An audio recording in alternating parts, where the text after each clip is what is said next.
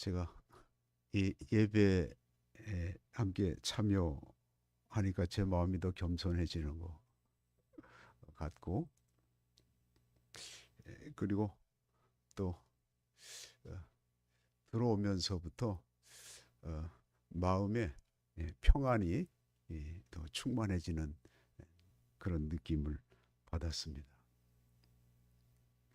어쨌든 반갑고요. 교회 교회가 제가 부천 소사동에서 교회를 처음 개척해서 시작할 때가 34년 전이죠. 예.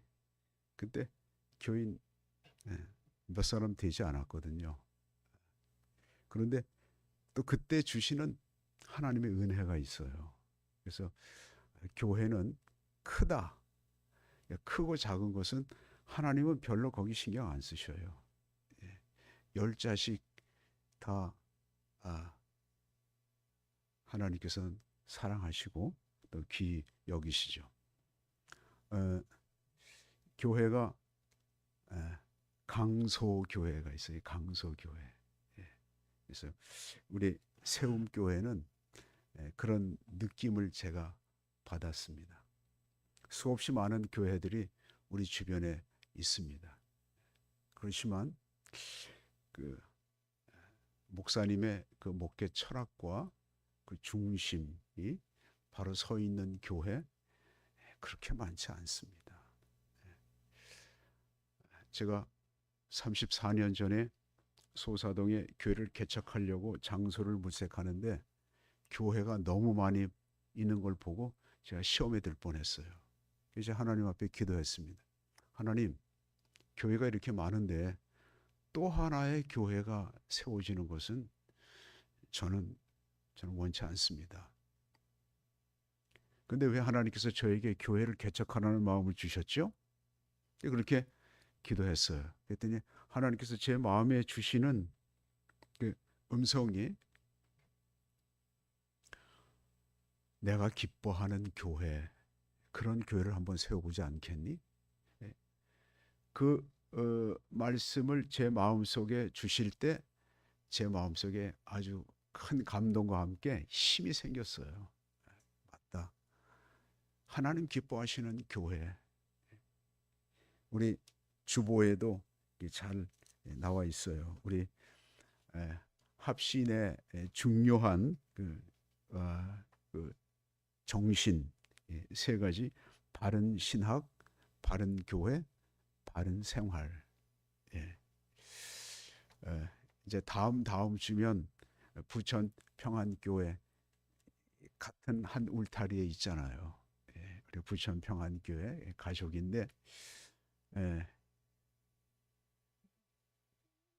제가 이번에는 이제 바른 신학, 바른 교회, 바른 생활에 대한 설교를 다음 주에는 이제 부천 평안교회에서 할 거예요. 바른 신학은 하나님 말씀, 하나님을 높이는 그런 신학. 그리고 바른 교회는 예수 그리스도께서 주인 되시는 교회. 그리스도께서 다스리시고 통치하시는, 목사가 주인이 아니고 목사가 하나님이 아니고 그리스도께서, 그리스도의 피로 사신 교회이기 때문에 그렇고요. 그다음에 바른 생활은 하나님 말씀과 우리의 삶이 일치되는, 그렇게 가르치고 또 그렇게 성장해 가는 그런 교회. 이게 이 시대에 꼭 필요한 교회인데 우리 세움교회가 그런 모습으로 세워져 가는 모습을 보니까 제 마음이 기뻐요. 오늘 이 요한복음 1장 12절 말씀을 우리가 잘 아는 말씀인데 저는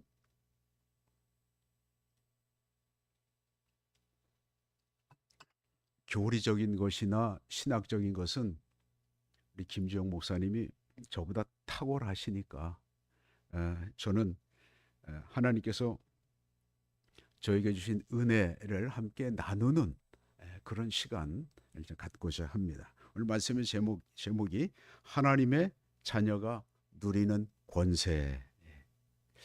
저는 20대 중반에 예수를 믿었어요.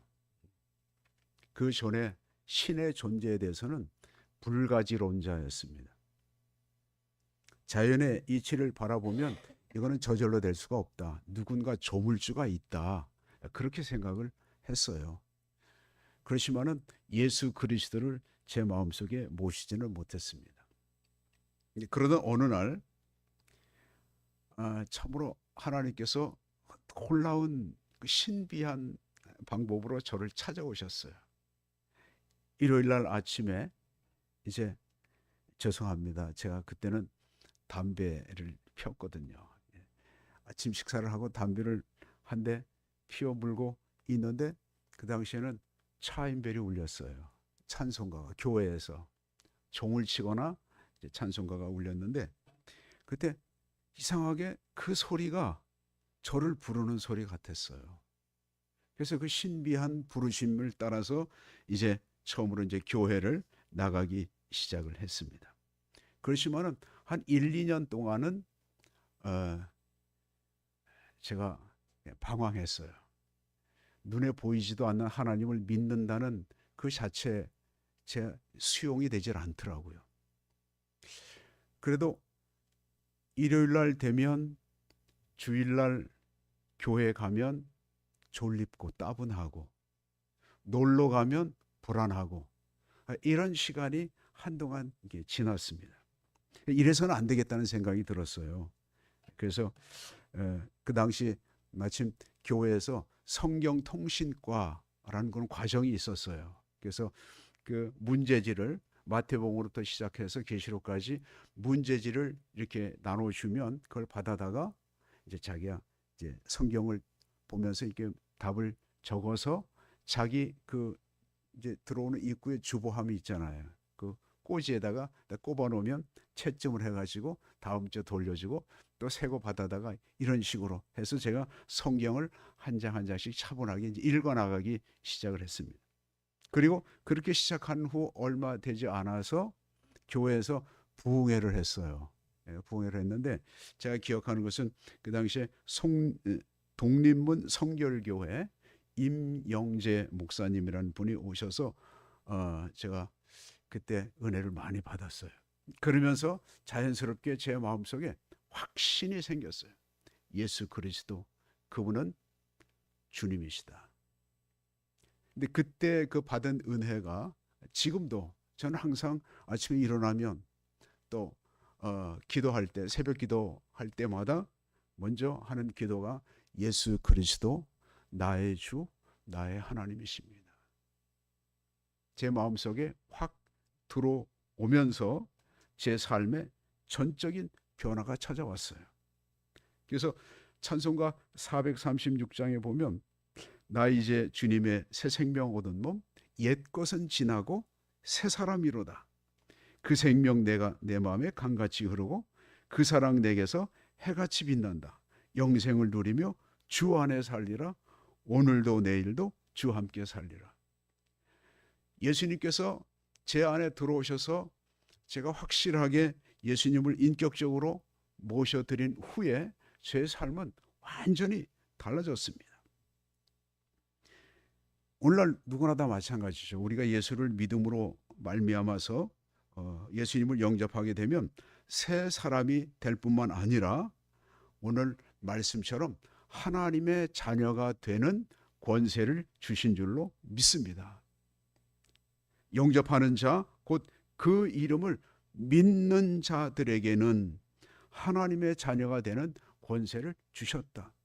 내가 믿습니다. 믿습니다. 하나님 내 자녀 되고 하나님 자녀 되고 싶습니다. 믿습니다. 도와주세요. 그게 아니고 여러분 믿음도 하나님께서 우리에게 주시는 선물이죠. 선물. 그러니까 이미 우리는 그런 자녀된 신분을 가지고 있으면서 권세를 우리에게 주셨다. 그래서 제가 예수님을 처음 만나고 난 이후에 제가 주 안에서 새 사람이 되고 삶이 새롭게 변화되면서 제가 누렸던 그 놀라운 그 하나님의 자녀된 권리, 권세, 그 특권을 제가 함께 오늘 나누고자 하는 것입니다. 그런데 저도 이제 목회하는 동안에 참 안타까웠던 것은 하나님께서 우리를 이렇게 구원해 주시고 하나님 자녀 삼아 주셨는데도 불구하고 하나님께서 우리에게 주신 이 권리, 이 하나님의 자녀가 되는 권세라는 그 말의 의미, 권세라는 말의 의미는 권리, 자격이 있다는 거죠. 그런 자격이 이미 자격이 있다라는 거죠. 그 특권, 그 선물, 그걸 잘 누리지 못하고 늘 고민하고 괴로워하고 근심하면서 살아가는 그런 성도들이 많이 있는 것을 보게 됐습니다. 그래서 과연 내 자신의 오늘 말씀을 들으시면서 나는 과연 하나님의 자녀로서 나에게 주신 이 권세, 이 권리를 누리고 있는가? 제가 많이 느끼고 있는 또 누리고 있는 몇 가지를 함께 나누고자 합니다. 첫 번째는 우리가 하나님의 자녀가 됨으로 인해서 누릴 수 있는 첫 번째 권리, 특권은 자유입니다. 자유. 갈라디아서 5장 1절 말씀에 그리스도께서 우리를 자유롭게 하려고 자유를 주셨으니 그러므로 굳건히 서서 다시는 종의 멍에를 매지 말라. 그리스도께서 우리를 자유롭게 하시려고 우리에게 자유를 주시기 위해서. 그러면 우리가 지금까지는 누구에게 종이 되었었나요? 죄의 종이었습니다. 죄의 종. 여러분, 저도 짧지 않은 세월을 살아왔어요. 그런데 이 땅에서 살아오는 동안에 제일 무거운 짐이 무엇인가? 그 죄의 짐이에요. 죄의 짐. 죄의 짐을 느끼지 못한 사람들은 양심에 화인을 맞았기 때문에 그런 거 느끼지 못해요. 그러나 하나님께서 우리에게 양심을 주셨어요. 믿는 자든 안 믿는 자에게든 다 주셨어요. 그래서 죄를 짓게 되면 다들 숨고 두려워하고 하는 현상들이 다 나타나는 것입니다. 그러면 이 무거운 죄의 짐, 아무리 돈이 많고 큰 소리 치면서 산다 할지라도 그 사람이 정당하지 못한 방법으로 다른 사람을 괴롭히며 죄를 지으면서 그렇게 부를 쌓고 또 이제 그 권력을 얻었다면 그게 무슨 유익이 있습니까? 그래서 옛날에도 그 권력의 그 치열한 다툼 가운데서 치사해서 다 내려놓고 시골로 가가지고 조용히 흙에 묻혀 사는 분들도 많이 있었잖아요. 오늘날도 역시 마찬가지죠. 우리를 고통스럽고 괴롭고 힘들게 하는 것은 다른 것이 아니라 죄다. 그런데 우리 사도 바울 선생님은 이렇게 말씀하셔요. 그리스도께서 우리를 자유롭게 하시려고 자유를 주셨으니 더 이상 이제는 종의 멍에를 매지 마라. 그러면 그리스도께서 우리를 자유케 하시려고 어떤 대가를 치르셨는가? 우리가 잘 아는 대로 그리스도께서 십자가를 지셨죠. 우리가 죄를 지면요, 마음이 불편해가지고 깨끗이 씻기도 하고 하지만 물로 깨끗이 씻는다고 죄가 없어지는 거 아니잖아요. 죄를 없이 할 수 있는 것은 오직 예수 그리스도의 피밖에 없는 줄로 믿습니다. 저는 가끔 그런 찬양을 해요. 영원히 죽게 될 내 영혼 구하려 갈보리 십자가 지셨네. 이전에는 교회당 십자가가 그렇게 많은 것이 불편해 보였고 무관심했는데 은혜를 받고 나니까 그 십자가가 얼마나 귀하고 아름다운지요. 사도 바울이 예수님을 만난 후에 깨달았어요. 로마서 8장 1절로 2절 말씀에 그러므로 이제 그리스도 예수 안에 있는 자에게는 결코 정죄함이 없나니 이는 그리스도 예수 안에 있는 생명의 성령의 법이 죄와 사망의 법에서 너를 해방하였으며 우리를 자유케 했다라는 것이죠. 그 자유를 여러분 누리고 계신가요? 우리가 하나님의 자녀라면 이 땅에 살아가는 동안 우리는 하나님께서 주신 이 자유를 누리면서 살아야 될 줄로 믿습니다. 그 다음에 두 번째는 우리에게 주신 선물, 특권이 무엇인가? 평안이에요. 오늘날 우리가 살고 있는 시대적 특징을 한마디로 표현하자면 뭐죠? 불안이에요. 불안해요. 온통 불안해요. 아니, 저는 도시에서도 살았고 서울에서도 시골에서도 살았어요. 서울에서 살 때는 밝았어요. 근데 시골로 이제 제가 초등학교 다니는 시절에 이제 전학을 갔는데 정말 캄캄해요. 캄캄해. 밤에 다니는 것이 무서웠어요. 혹시 짐승이 나타날까 봐. 옛날에는 사람을 무서워하기보다는 짐승을 더 무서워했는데 요즘엔 그렇지 않잖아요. 어디를 가든지. 저희 동네에도 작은 산에 공원이 있는데 밤중에도 다 가로등을 켜놔가지고 밤중에 9시, 10시 넘어서도 거기 다닐 수 있도록 그렇게 밝게 펴놨어요. 그러면 우리가 안심할 수 있나요? 그러니까 사람들이 불안해 놓으니까 불을 자꾸 이렇게 켜놓고 또 안전장치를 하잖아요. 우리가 다니는 곳곳마다 우리의 일거수일투족을 다 사진을 찍고 있는 거 아시죠? 네. 무서운 세상에 우리가 살고 있습니다. 집만 해도 그래요. 옛날 집은 어떻습니까?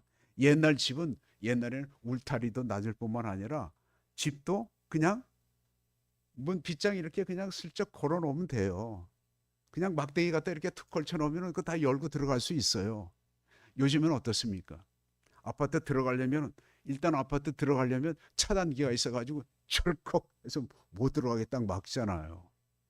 그래서 또 얘기해가지고 이제 들어갔어요. 근데 집에 들어가려면 또 현관에 또 뭐가 있어요? 자동문이 있어가지고 또 비밀번호 눌러야 돼. 또 자기 집 들어가려면 또 비밀번호 한번 들어. 2중, 3중, 4중 그렇게 안전장치를 하고 그것도 모자라서 보험 두세 개씩 다 들어놨잖아요. 그럼 우리 마음속에 평안이 있나요? 그렇지 않아요. 이상하게 알 수 없는 불안이 항상 우리를 엄습해오는 모습을 볼 수가 있습니다. 그런데 우리가 예수 그리스도를 믿음으로 말미암아 주신 선물은 평안입니다. 평안. 요한복음 14장 27절 우리 같이 한번 읽을까요? 시작. 평안을 너희에게 끼치노니 곧 나의 평안을 너희에게 주노라. 내가 주는 것은 세상이 주는 것과 같지 아니하니라. 너희는 마음에 근심하지도 말고 두려워하지도 말라. 아멘.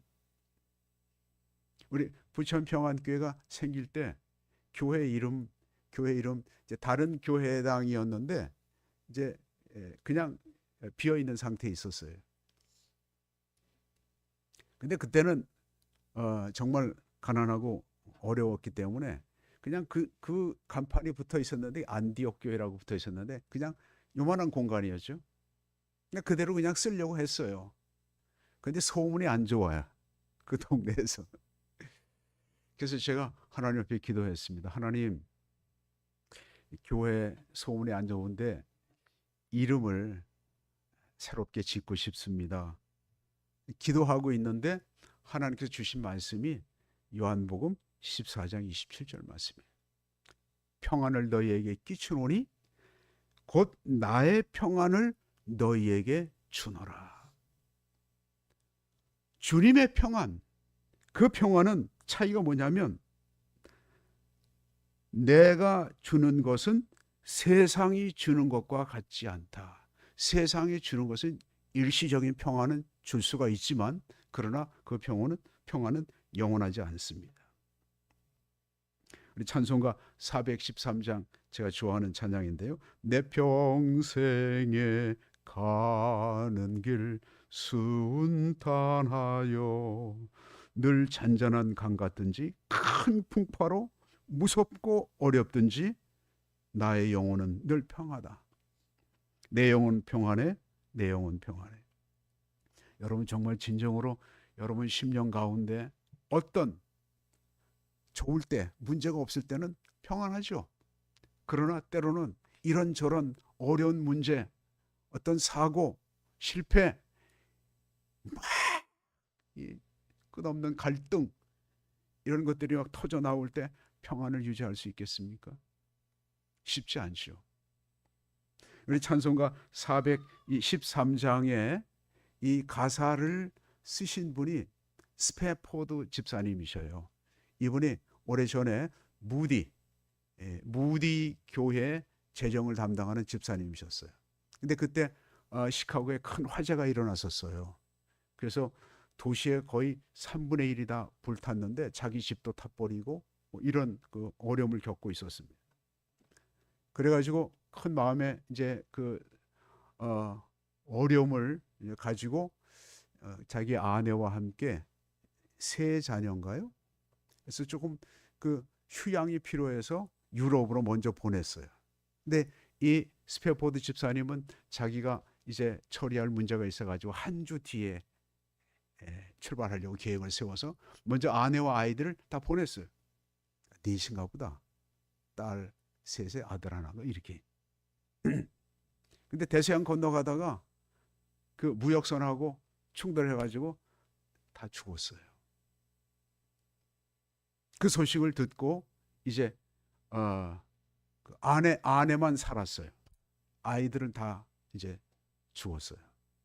그래서 아내를 만나기 위해서 배를 타고 가다가 그 지역을 지나가는데 이제 그 항해하는 그 선장이 바로 이 점이 사고가 났던 지점입니다. 이제 얘기를 해준 거예요. 이건 막 너무 고통스러운 거예요.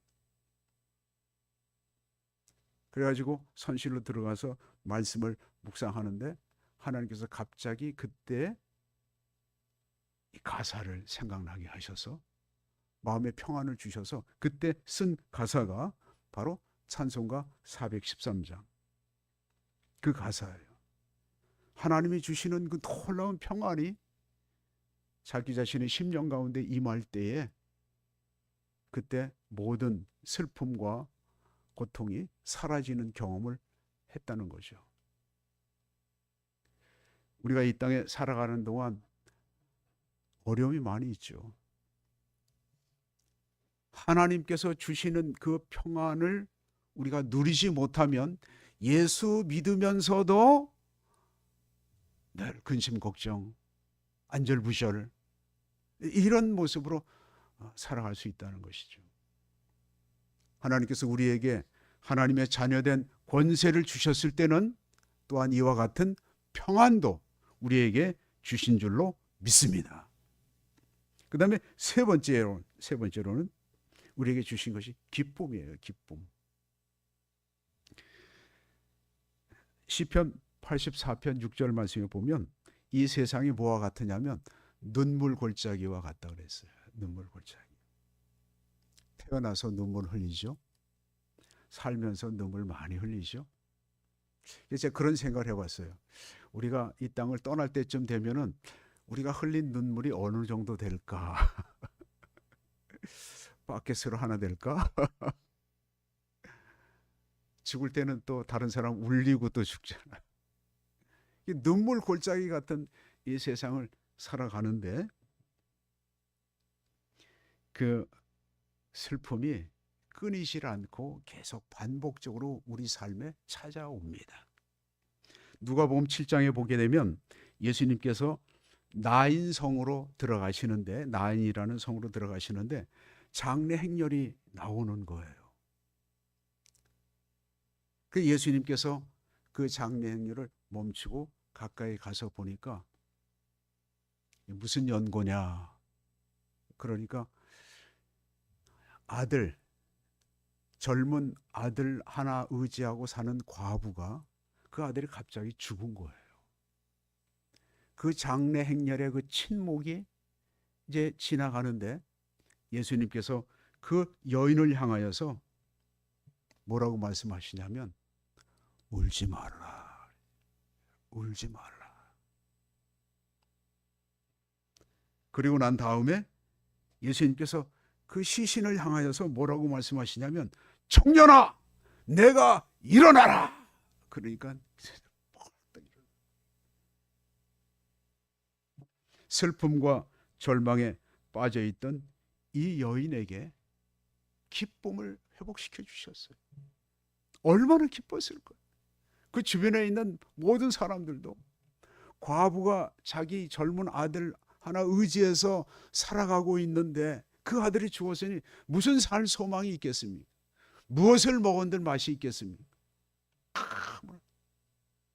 소망이 끊어진 그런 슬픔 가운데 쌓인 그 여인을 예수님께서 찾아가 주셔서 다시 기쁨을 회복시켜 주셨습니다. 그래서 예수를 믿으면 찬송가의 가사대로 슬픈 탄식 변하여 기쁜 찬송 되었네. 그거 우리 부르잖아요.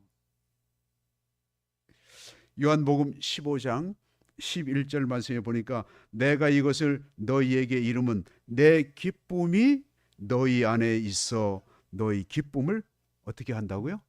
충만하게.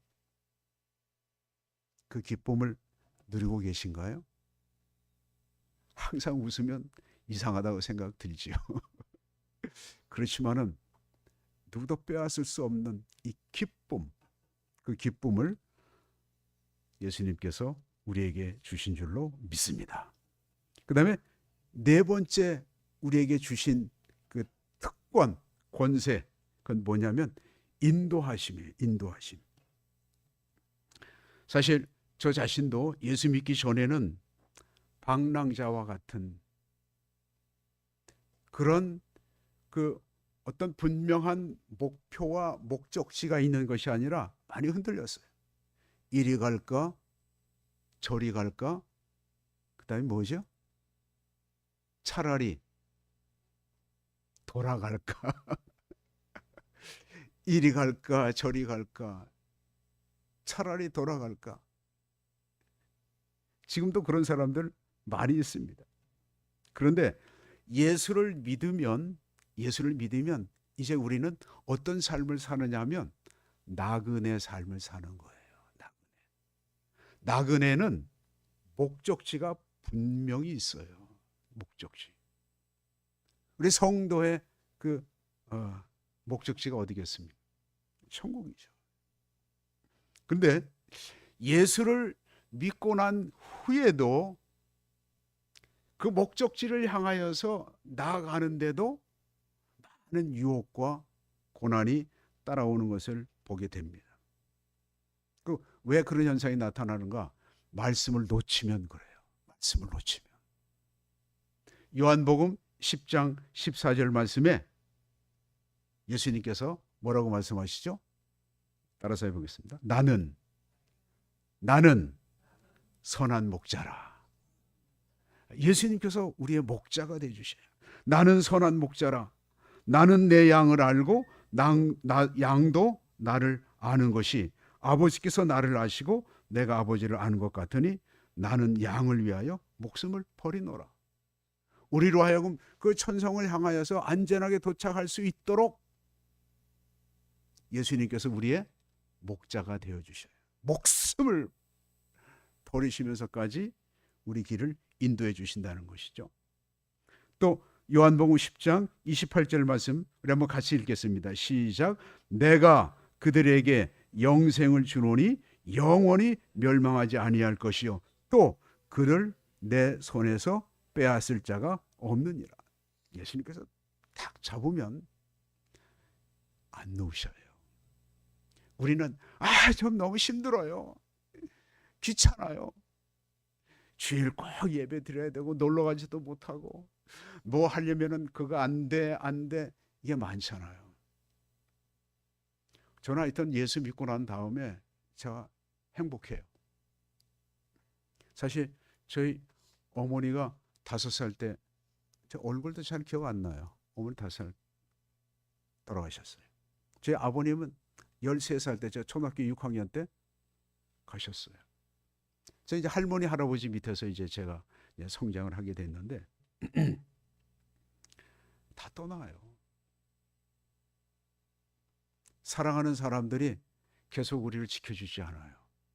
우리를 지켜줄 수 있는 유일한 분, 우리의 선한 목자 되시는 예수님인 줄로 믿습니다.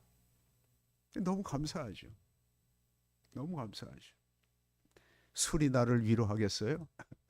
죄송한 말씀입니다만 제가 직장 생활하면서 하도 이 젊은 날의 고민, 고뇌, 방랑, 방황 뭐 이런 거 있잖아요. 잠이 안 오더라고요. 그래가지고요, 독한 술이 있어요. 람주라는 거. 한 컵 마시고 그러고 자고 그랬었어요. 예수님 만나기 전에 그렇게 방랑하던 그런 시간들이 있었습니다. 그러나 예수님께서 저희 찾아오셔서 딱 붙들어 주시니 내 손에서 빼앗을 자가 없느니라. 사단 마귀가 우리를 얼마나 유혹하는지 몰라요. 그렇지만 한번 예수님 손에 붙잡히게 되면 예수님께서 끝까지 책임지신다. 끝까지 책임지신다. 어디까지요? 천국 갈 때까지. 가다가 넘어지고 실족하고 뭐 그럴 수도 있어요. 예. 시편 23편 1절 말씀에도 보면 여호와는 나의 목자시니 내가 부족함이 없으리로다. 그가 나를 푸른 풀밭에 누이시며 쉴만한 물가로 인도하시는도다. 우리를 인도하시는 분. 그러니까 주의 말씀 붙잡고 끝까지 잘 따라가기만 하면 유혹에 빠지지 않고 그 믿음의 우리 목적지 천국까지 가게 될 줄로 믿습니다. 예.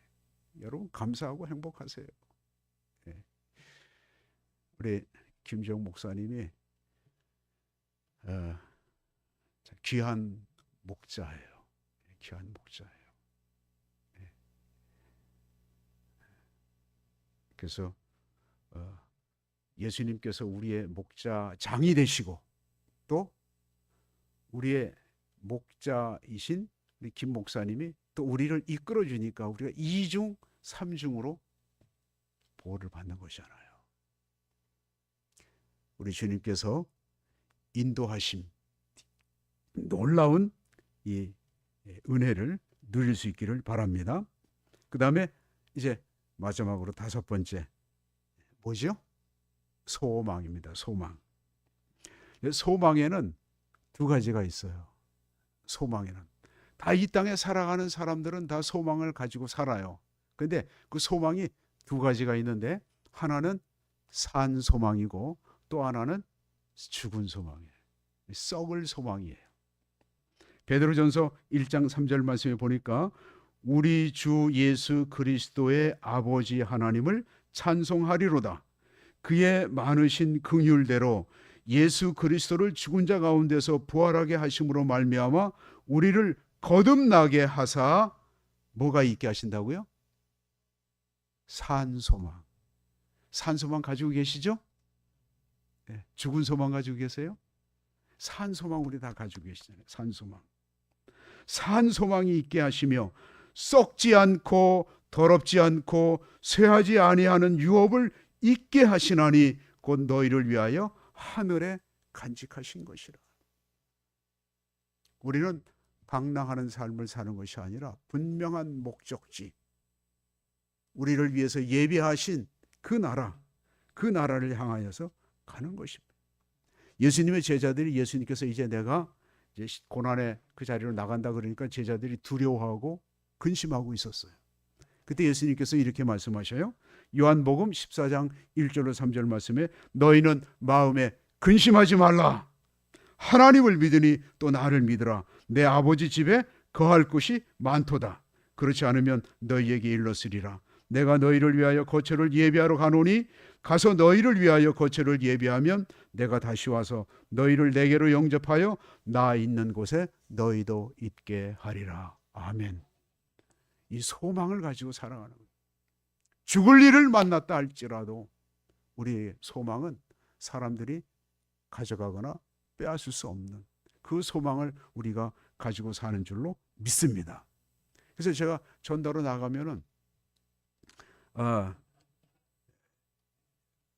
예수를 믿는데도 시원찮게 믿는 분들한테 꼭 물어보는 질문이 하나 있어요. 전도 폭발의 질문인데, 만약에 우리 선생님께서 오늘이라도 이 세상을 떠나가면 천국에 들어갈 확신, 자신이 있으십니까? 대답을 잘 못해요. 교회당에 왔다 갔다 20년, 30년 다녔어도 그런 확신이 없으니까 마음에 뭐가 없어요? 평안이 없어요. 흔들리면서 기쁨이 없어요. 혹시 내가 또 이렇게 해서 이런 실수하거나 이런 잘못 저질러서 혹시 또 하나님께서 내 천국 가는 길을 막으시는 건 아닌가? 아니요. 한번 붙잡으시면 끝까지 책임지시는 분이신 줄로 믿습니다. 이런 소망을 우리가 가지고 살아가죠. 하나님의 자녀가 누릴 권세는 더 많이 있어요. 그렇지만은 오늘 제가 평상시에 늘 누리고 또 기억하고 있는 이 5가지 우리의 특권을 한번 소개를 했습니다. 그렇다면 여러분 자신이 하나님의 자녀로서 이런 권세, 이런 권리, 이런 특권을 누리면서 살아가고 있느냐라는 것입니다. 다 알 수는 있어요. 다 알아요. 그거 다 알지요. 모를 리가 있나요? 그러나 중요한 것은 과연 내가 그것을 누리고 있는가. 제가 예수님을 만나기 전에 저의 삶은 사실 우울한 삶이었어요. 부모님 먼저 세상 떠나셨죠. 그리고 저희 가족들이 이북에서 월남했는데, 그래서 그런지 남쪽에 정착을 못하고 다 이민 갔어요. 외가 쪽은 저 브라질로 이민 가고, 친가 쪽은 저 카나다로 다 이민 가고. 그래서 저희 집은 명절날만 되면 더 조용합니다. 갈 데도 없고 찾아온 사람도 없고.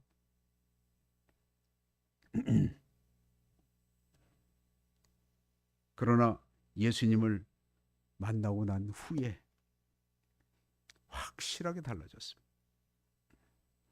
제가 예수 안에서 새로운 피조물이 되었고, 예수님이 나와 함께 동행하시는 나의 친구가 되어주셨고, 그리고 확실하게 하나님의 자녀된 신분을 갖게 된 것입니다. 방황하는 삶은 끝나고 확신과 자신감 있는 그런 삶을 살게 되었습니다. 그래서 그때나 지금이나 늘 부르는 찬송가가 있는데요. 제가 1절만 한번 부를게요. 이 찬송 제가 누구에게 부탁을 했어요. 만약에 내가 장례식 때 찬송을 부른다면 이거 꼭 불러주시오.